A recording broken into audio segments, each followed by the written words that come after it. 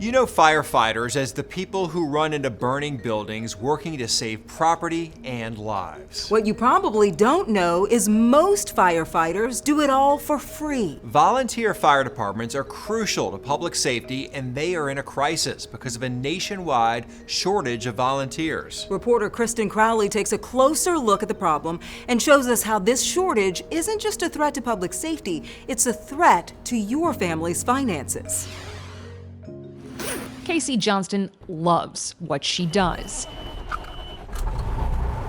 There's no way I could sit in the desk every day. She loves it so much, she's willing to do it. The money doesn't matter to me. For free. Do people assume you get paid for it? I think they assume that I get paid for it. Yeah, I think they do. The 22-year-old works at Inner City Fire Protection District outside Kansas City, Missouri, as an EMT and volunteer firefighter. She gets paid for the EMT work, but the firefighting calls? There's no paycheck. For Casey, it's a calling. I want to do something that'll make me happy and that doesn't feel like work every day. I want to give back to my community. But these days, that calling is something fewer and fewer people answer. How many firefighters do you have? Well, we have right now probably about 15. We're half of what we need to be. You should be at 30. At least, yeah.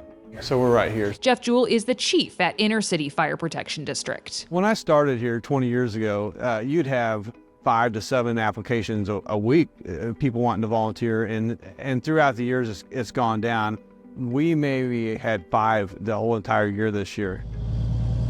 In 2020, the National Fire Protection Association says there were just over 1 million career and volunteer firefighters, the lowest total since 1991. It says the decline is mainly due to a sharp drop in the estimated number of volunteer firefighters. And the shrinking number of volunteer firefighters is quickly becoming a crisis because volunteer fire departments are critical across the country. There are nearly 30,000 fire departments in the U.S. More than half of them are all volunteer. The stations that are filled with only paid firefighters make up less than 10%. Jewell says he noticed the numbers at his department were dwindling slowly over the years, but COVID sent them into a tailspin. If you're a volunteer and you're going on these calls with EMS, your chances of getting something taken back to your family, I mean, you can't blame them. I mean, I get it. I understand. And it never bounced back from that. It never did, no. Asking people to risk their lives and even give up their time for free is a tall order. These are all city trucks. One that Birmingham, Missouri volunteer fire chief Ed Truitt also battles to fill. There's not a lot of people that I come across are like, man, that sounds great. I would love to take time out of my day for free, go to the firehouse and do all of these things for probably no thank you, no reward, no paycheck. Staffing issues threaten the very existence of these departments. Every year, I think it's always kind of a dodge the bullet this year to see what's going to happen next year.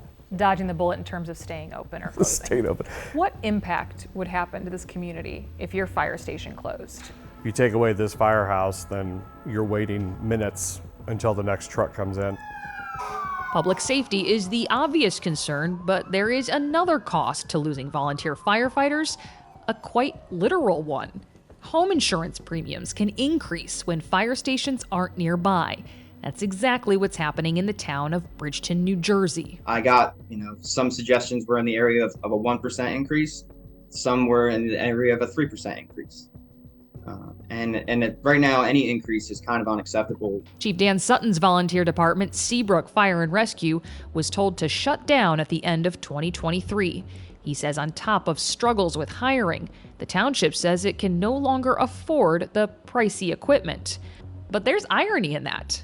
The National Volunteer Fire Council says 65% of the firefighters in the U.S. are volunteers, saving the country nearly $47 billion a year.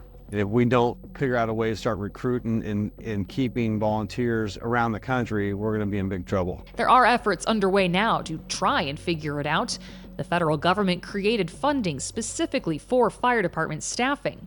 The National Volunteer Fire Council used some of that funding to start the Make Me a Firefighter campaign to raise awareness about the need for volunteer firefighters and connect people with openings in their community. It's been an absolutely wonderful program, but the problem is we keep getting less money. Steve Hirsch is chairman of the National Volunteer Fire Council and says while more funding could help these departments recruit and afford expensive equipment, education is the real key, because he says most people don't even know they qualify to volunteer. We need to get better about reaching out for non-traditional folks like retired truck drivers who can drive our trucks but maybe not fight a fire.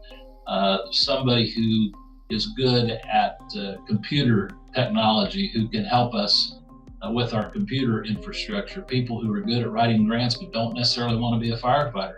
And in the end, what they really need is something money can't buy.